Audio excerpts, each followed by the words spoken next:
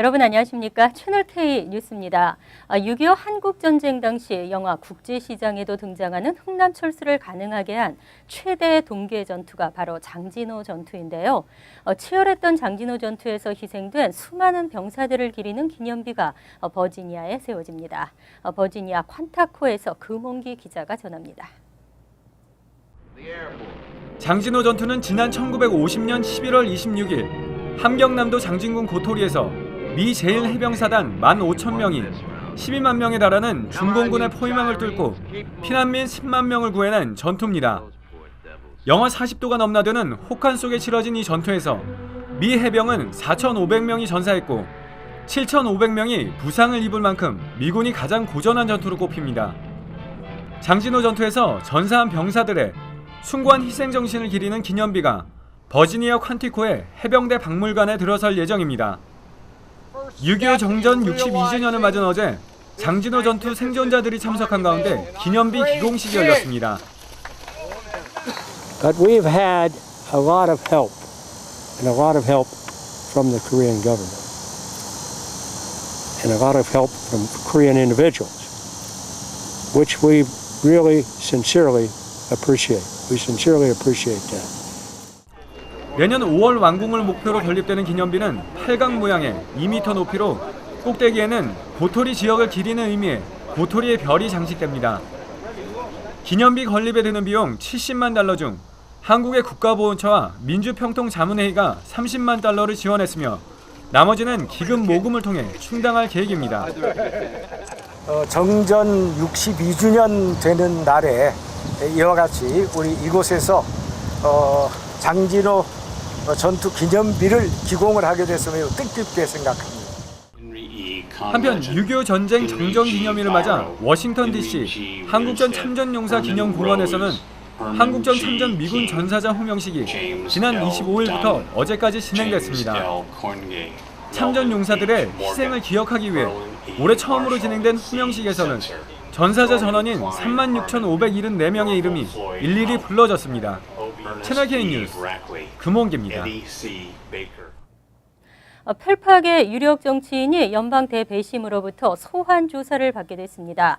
타운 내 인허가 문제에 부당하게 개입한 점과 불법 금전거래 의혹이 있어 왔습니다. 주변인들에 대한 대규모 기소 사태가 우려되고 있습니다.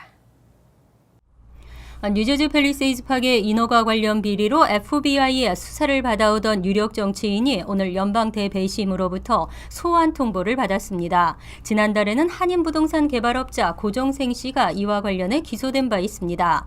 펠팍타운에 정통한 소식통에 따르면 펠팍의 유력 정치인 A 씨는 오늘과 다음 달 3일 연방 대배심으로부터 소환 통보를 받았습니다. A 씨에게는 펠팍타운 내 인허가 문제에 부당하게 개입한 점과 이 과정에서 불법 금전 거래가 있었다는 혐의가 적용됐습니다.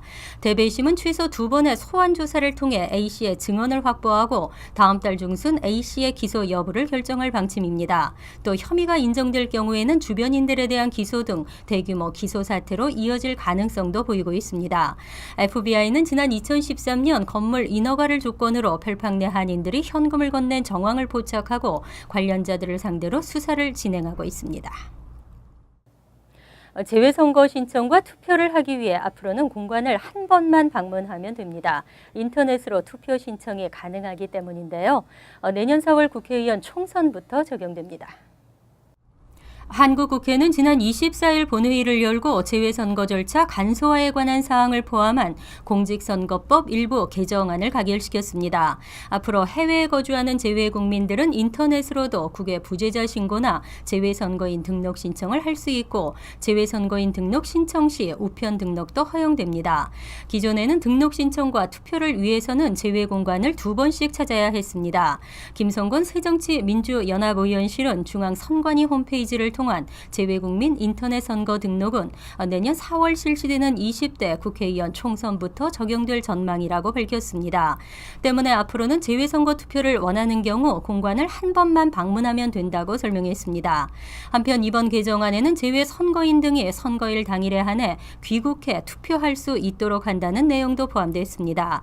이 경우 재외국민들은 재외 투표기간 개시일 전에 귀국한 사실을 증명할 수 있는 서류를 첨부하고 신고해야 합니다. 어제 소기업 대상 융자 프로그램인 SBA7의 융자금이 소진되면서 신규 승인이 중단된다고 전해드렸는데요. 융자 기금을 높이는 법안이 전격 통과되면서 신규 승인이 재개될 것으로 보입니다. 연방하원이 올해 9월 30일까지인 2014에서 15회계년도에 SBA 7A론의 융자 기금을 기존 187억 5천만 달러에서 235억 달러로 높이는 법안을 통과시켰습니다. 앞서 상원은 7A론이 중단된 지난 23일 저녁 해당 법안을 통과시킨 바 있습니다. 이에 따라 소기업청은 백악관 예산관리국의 예산 집행 최종 승인만 받으면 28일부터는 7A론 신규 승인을 재개할 수 있을 것으로 예상됩니다. 소기업청은 지난 23일 2014에서 15회계년도에 배정된 SBA 7A론의 융자 기금이 모두 소진됐다며 새로운 회계년도가 시작하는 10월 1일 전까지 7A론의 신규 승인이 중단된다고 밝힌 바 있습니다. 하지만 융자 기금을 높이는 법안이 상하원에서 통과되면서 10월 초까지 2개월에 달하는 장기간 대출 중단 사태는 일어나지 않게 됐습니다. 한편 7A론은 다른 대출 상품에 비해 상환 기간이 길고 다운페이먼트 부담이 적은 데다 정부의 보증으로 은행 측 위험 부담이 적기 때문에 융자 승인이 쉬워 많은 한인들이 선호하고 있습니다. 점점 까다로워지는 시민권 영어 시험 때문에 시민권 신청이 주저되십니까? 특히 고령층에서는 더욱 그런데요. 노인들의 시민권 시험 면제 연령 기준이 완화될 전망입니다. 민주당 토니 카르데나스 의원과 공화당 일레아나 로스 레티넨 의원은 지난 23일 뉴 아메리칸 서섹스 법안을 연방하원에 초당적으로 발의했습니다. 이민자의 시민권 취득을 장려하고 지원하기 위한 이 법안은 영주권을 취득한 지 5년이 지난 66세 이상 신청자와 영주권을 취득한 지 10년이 지난 61세 이상 신청자의 영어 시험을 면제하는 내용을 담고 있습니다. 대신 법안은 51세 이상 신청자의 경우 영주권 보유 기간을 20년 이상, 56세 이상 신청자는 15년 이상으로 규정해 현행 규정과 비슷한 수준을 유지했습니다. 현행 이민법은 영주권을 취득한 지 20년이 지난 50세 이상 신청자와 영주권을 취득한 지 15년이 지난 55세 이상 신청자에 대해서 영어 시험을 면제해주고 있습니다. 뉴욕시가 각종 소송에 휘말리면서 관련 지출이 매년 증가하고 있습니다. 정작 지원이 필요한 부분에 예산이 부족한 실정입니다. 하지만 앞으로도 관련 지출은 더욱 늘어날 것으로 예상돼 시민들의 혈세가 새고 있다는 지적이 나왔습니다. 최근 뉴욕시 감사원이 발표한 보고서에 따르면 시정부를 상대로 한 소송이 줄을 잇고 있으며 이로 인해 관련 지출이 매년 증가하는 것으로 나타났습니다. 2018에서 19 회계년도에는 8억 1,700만 달러에 달할 것으로 추산되고 있습니다. 보고서는 시정부를 상대로 제기되는 각종 소송이 연평균 약 28,500건에 달한다고 밝혔습니다. 올 회계년도의 경우 소송 관련 지출 예상액은 7억 1,000만 달러로 현재 시 법무국에 할당된 금액보다 320만 달러를 초과했습니다. 이에 대해 시민예산위원회 캐롤 캘러맨 위원장은 불필요하고 사소한 소송에는 휘말리지 않겠다는 시정부의 당초 방침과 정반대되는 결과라고 지적했습니다. 지난 1월 드블라지오 시장은 사소한 소송에도 강력 대응하며 세수를 낭비하는 법무국의 소송 처리 과정을 비판하고 시정에 나서겠다고 밝힌 바 있습니다. 벤 칼로스 시의원은 각종 소송 관련 비용 때문에 정작 지원이 필요한 부분에 예산이 부족한 실정이라고 비판했습니다. 오차 범위를 인정한다고 해도 각종 통계 자료들을 얼마나 믿어야 할까요? 뉴욕시경이 발표하는 범죄 통계 자료들이 발표할 때마다 다르게 집계되고 있다는 지적이 제기됐습니다. 뉴욕시경이 매주 발표하는 주간 범죄 통계와 4주마다 발표하는 월간 통계가 서로 일치하지 않는 것으로 나타났습니다. 인터넷 언론 매체 DNA인포는 지난해 12월 14일부터 올해 6월 21일 사이에 뉴욕시경 범죄 통계를 비교했습니다. 그 결과 월간 통계의 경우 주간 통계보다 범죄가 최대 약 230건이 축소된 것으로 나타났습니다. 지난 1월 25일까지의 4주간의 주간 범죄 통계를 합친 결과 범죄 건수는 7,200 건수는 625건이었습니다. 하지만 같은 기간 월간 범죄 통계에는 총 범죄 건수가 7,396건으로 기록돼 229건이 축소됐습니다. 또 지난 4월 5일까지 발생한 차량 절도 범죄의 경우 4주 동안 주간 통계를 합치면 491건이었습니다. 하지만 같은 기간 월간 통계에는 4%가 축소된 468건으로 발표됐습니다. 범죄별로 분류된 세분화 통계에서 평균 오차 범위는 3%에 달했습니다. 이에 대해 뉴욕시경 측은 경찰이 범죄 종류를 잘못 구분하거나 범죄 수사 이후 해당 범죄에 대한 카테고리가 변경되는 등의 이유로 통계 오차가 발생할 수 있다고 해명했습니다. 낙후된 라가디아 공항이 초현대식으로 재개발됩니다. 80억 달러의 예산을 들여 세계적 수준의 글로벌 공항으로 탈바꿈합니다. 앤드류 쿠오모 뉴욕 주지사가 어제 기자회견을 열고 라가디아 공항의 재개발 계획을 발표했습니다. 쿠오모 주지사는 지금의 라가디아 공항이 오래되고 낙후됐다며 재개발을 통해 21세기에 걸맞는 세계적 수준의 글로벌 공항으로 바꾸겠다고 밝혔습니다. 이번 개발을 통해 기존의 A에서 D까지 각각 분리돼 있던 4개의 터미널은 중간 메인 터미널에서 4개 터미널이 모두 연결되도록 개편됩니다. 또 라가디아 공항에서 뉴욕시 지하철역과 매츠 윌레츠 포인트, 롱아일랜드 레일로드역까지 이어지는 에어 트레인이 건설되고 최고급 쇼핑몰 시설과 호텔 시설도 조성될 예정입니다. 이번 재개발에는 총 80억 달러가 소요될 것으로 예상되고 공항 좌측 부분부터 1차 공사에 들어갈 전망입니다. 쿠오모 주지사는 라가디아 공항을 관할하는 뉴욕 뉴저지 항만청 위원회가 재개발 계획을 최종 승인하면 곧바로 공사에 착수할 것이라고 밝혔습니다. 최근 뉴저지 트랜짓 기차의 잦은 고장과 연착 사태가 이어지고 있습니다. 수명을 다한 노후된 시설이 원인으로 지적됐습니다.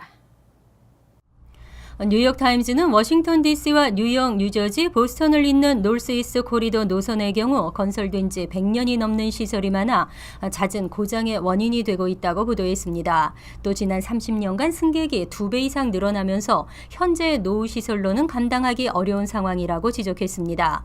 한편 뉴욕타임스는 지난주 내내 이어졌던 뉴저지 트랜짓의 기차 연착 사태도 허드슨 리버 터널의 노후 시설이 원인이었다고 밝혔습니다.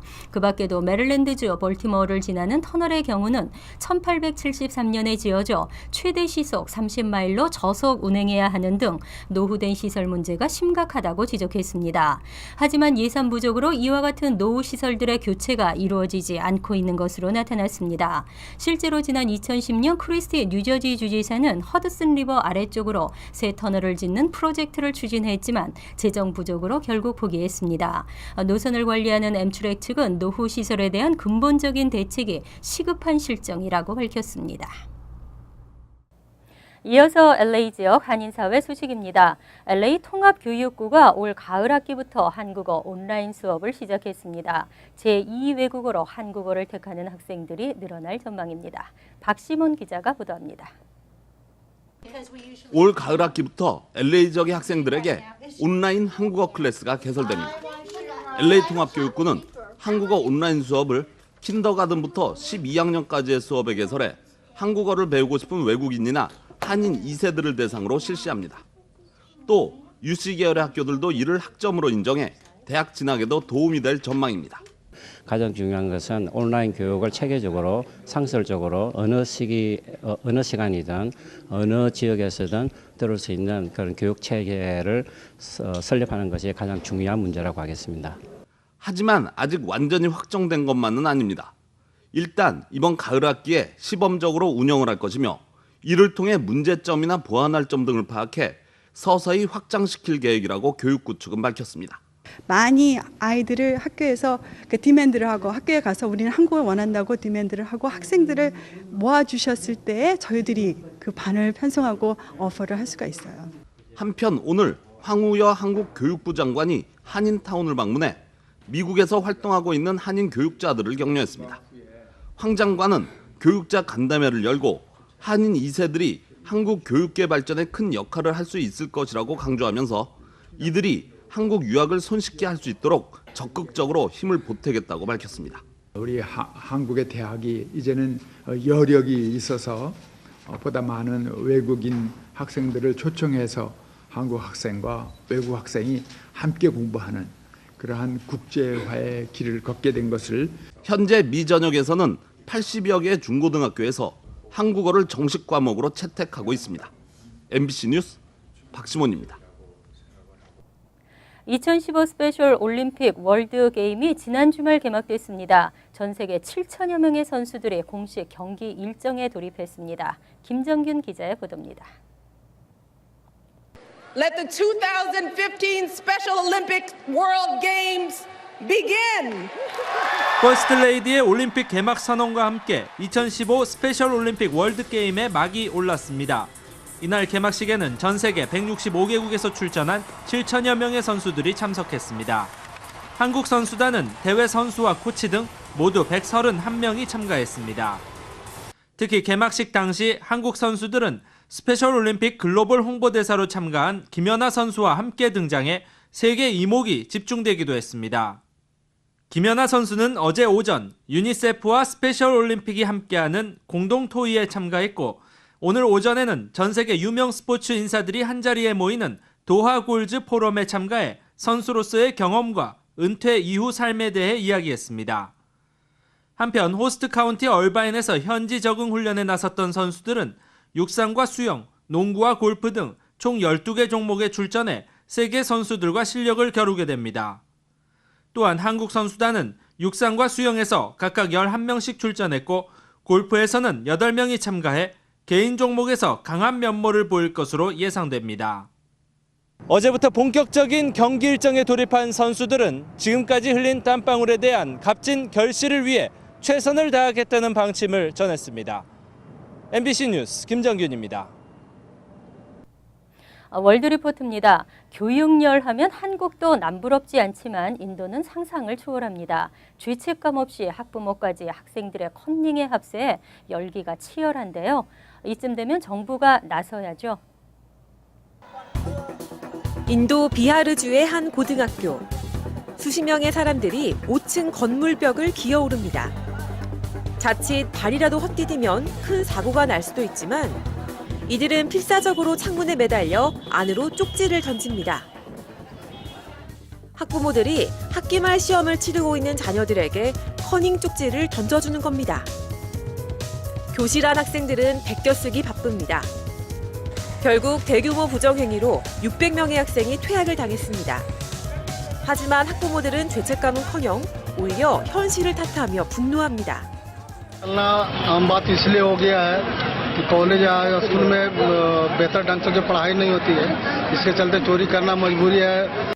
지난 5월 63만 명이 응시한 의과대학 입학 자격시험에선 범죄 조직이 시험지를 미리 빼돌린 뒤 수험생들에게 돈을 받고 답을 알려준 사실이 드러났습니다. 이때는 마이크와 휴대전화 수신기 등의 첨단 장비가 동원됐습니다. The idea is you put this in your ear and you can speak to your accomplice, tell them the questions, and the idea is your much better educated accomplice will relay to you. 결국 오는 25일 재시험을 치르게 됐는데 정부는 부정행위 재발을 막기 위해 이번에는 복장까지 규제하기로 했습니다.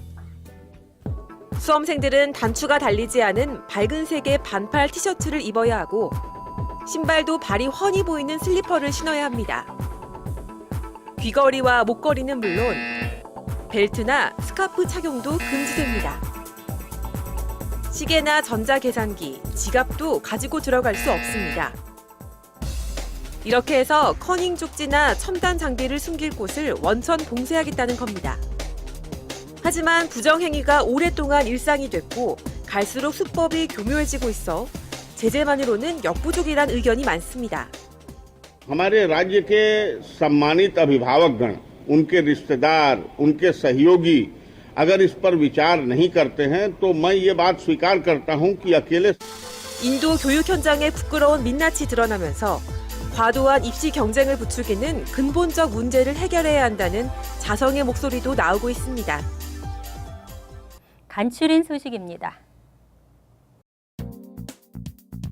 정신질환을 앓아온 30대 한인 남성이 한인교회 기도원에서 60대 한국인 목사 부부에게 칼을 휘둘렀습니다. 이 사건으로 목사가 숨지고 부인이 중태에 빠졌습니다. 메릴랜드 프레드리 카운티 경찰은 지난 26일 에베너에 소재한 안나산 기도원에서 30대 한인 김모 씨가 박 목사를 11차례나 칼로 찔러 살해하고 목사 부인도 4차례나 찔러 중태에 빠뜨렸다고 밝혔습니다. 김 씨는 이후 911에 전화를 걸어 자수했습니다. 한국어 정규 과목 채택추진회가 한미 헤리티지 교육재단에 대한 한국 정부의 재정 지원을 반대하고 있습니다. 한정추는 어제 성명을 통해 한미 헤리티지 교육재단의 한국어 교사 양성 과정이 뉴욕주 인가 프로그램인 것처럼 한인들을 혼란시키고 있다며 한국 정부의 재정 지원을 반대한다고 밝혔습니다. 이에 앞서 뉴욕 한인교사회도 지난달 2일 비슷한 내용의 성명서를 한국 국회와 교육부 등에 제출했습니다. 맨해튼의 크리스탈밸리 식당이 최저임금 미지급 혐의로 전직 직원에게 소송을 당했습니다. 식당 내 바에서 근무했던 타인종 주방 보조원 한 명은 뉴욕 남부 연방법원에 접수한 소장에서 식당에서 근무하는 동안 오버타임 수당을 받지 못했다고 주장했습니다. 이에 따라 크리스탈밸리의 운영회사인 JYP 푸드와 실소유주 김모 씨에게 밀린 임금과 변호사 비용을 지급하라고 요청했습니다. 뉴욕시는 8월 1일과 8일, 15일 오전 7시부터 오후 1시까지 맨해튼 시청 인근의 폴리스퀘어에 대형 워터 슬라이드를 설치한다고 밝혔습니다. 워터 슬라이드는 무료로 이용할 수 있고 야외에도 줄을 타고 내려오는 놀이기구, 짚라인, 자전거 대여 등 다양한 시설이 마련됩니다. 단 참가를 원하는 사람들은 슬라이드 더 시티 웹사이트에서 사전 예약을 해야 합니다. 환율과 증권 소식입니다.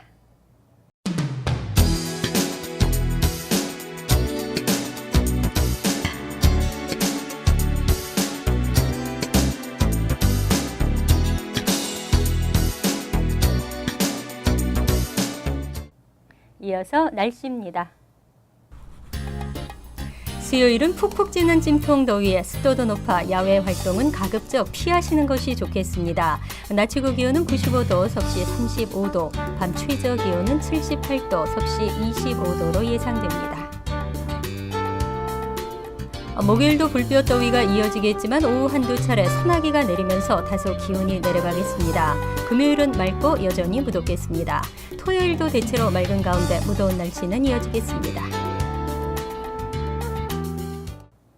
항상 여러분과 함께하는 채널 K 뉴스 여기서 마칩니다. 편안한 하루 되시기 바랍니다.